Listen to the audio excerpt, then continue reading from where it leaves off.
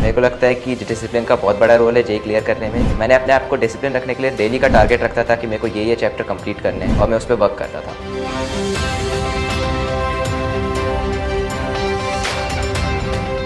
Hi friends, मेरा नाम शुभम नायर है और मैं आकाश बिलासपुर ब्रांच में 4 ईयर का स्टूडेंट हूँ। मैंने पहले 9th और 10th में फाउंडेशन कोर्स किया और 11th और 12th में जेई का कोर्स किया। मेरे को आकाश के बारे में न्यूज़पेपर के ऐड के थ्रू पता चला, जहाँ पे मैंने देखा कि आकाश का रिजल्ट जेई में बहुत अच्छा है, इसलिए मैंने आकाश में एडमिशन ले लिया।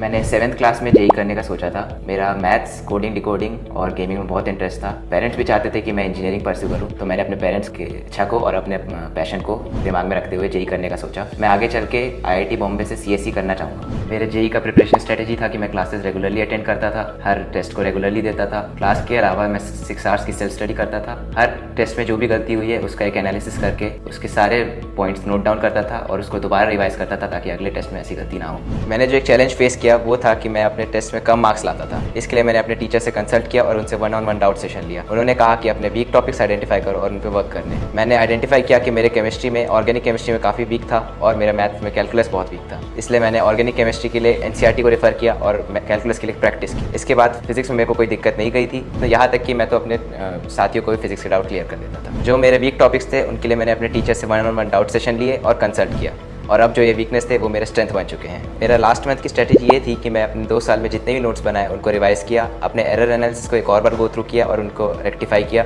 और मैंने डेली का एक मॉक टेस्ट दिया और AI टेस्ट पे भी ध्यान दिया। इसके अलावा आकाश ने FTS की एक फाइनल टेस्ट सीरीज लॉन्च की थी, जिसमें मेरे को टाइम का पता चला और मैं कितना अच्छा परफॉर्म कर रहा हूँ मेरे को ये पता चला। मेरा स्ट्रेटेजी यही रहता था एग्जाम के समय कि मैं पहले केमिस्ट्री से चालू करूँ, फिर फिजिक्स में जाऊँ और फिर इन दी एंड मैथ्स चालू करूँ।